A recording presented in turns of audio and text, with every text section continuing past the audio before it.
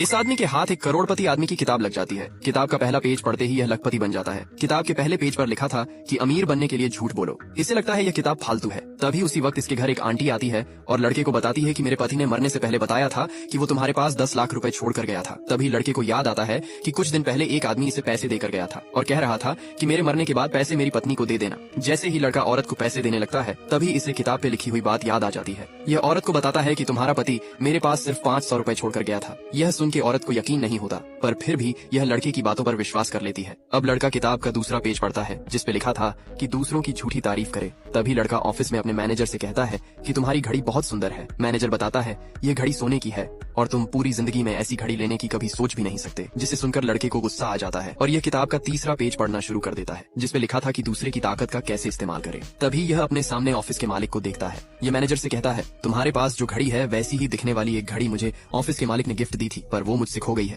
तभी लड़का ऑफिस के मालिक से इशारों में पूछता है समय क्या हुआ है। मालिक कहता है तुम्हारी घड़ी कहाँ गई। यह सुन के मैनेजर अपनी घड़ी उतार देता है। इसे लगता है ऑफिस का मालिक इस लड़के का रिश्तेदार है, जिस वजह से यह घड़ी लड़के को दे देता है।